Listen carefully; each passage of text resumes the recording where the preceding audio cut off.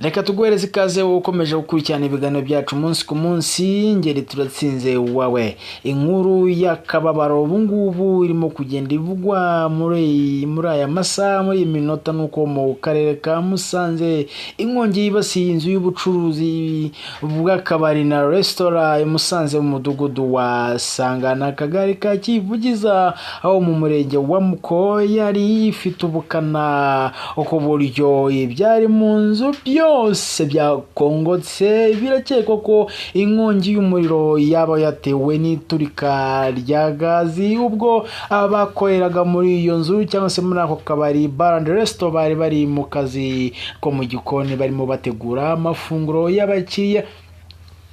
Kugeza ubu nago hari hamenyekana byaba byangirikiye muri ako kabari, ndetse n'umubare w'abaguyemo nago byari byamenyekana, kuko biragaragara ko ashobora kuba nta cyarokotse n'iki na kimwe, kuko umuriro ngira ngo nawe urabona ko ufite imbaraga zidasanzwe, n'imbaraga zirenze ibitekerezo bya muntu, nk'uko nawe wihera ijisho. Ahangaha rwose no kuvuga ngo ni ibindi ni inkuru y'akababaro, n'ibyo gusengerwa no gusaba Imana, tukaba twasanga n'abantu bahasize ubuzima, naho ibintu byo ni bishakwa. Icyambere n'ubuzima, naho imitungo byo birashakwa gahoro gahoro uko umunsi wira nuko undi ugenda uza. Icyambere nuko haba n'abantu bahasigarije ubuzima. Nukuza kubakurikirana mu biganiro byacu kuri Cyane yawe, cyo usabwa no gukora subscribe,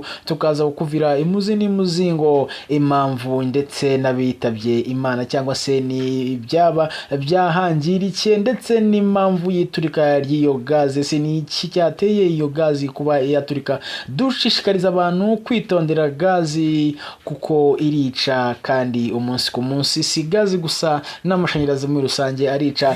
Dushishikarizwa kwitwararika ku mikoreshereze y'ibyo bikoresho, haba umuriro w'amashanyarazi cyangwa se gazi, tukayitondera kuko iteza ibyago hirya no hino mu isi.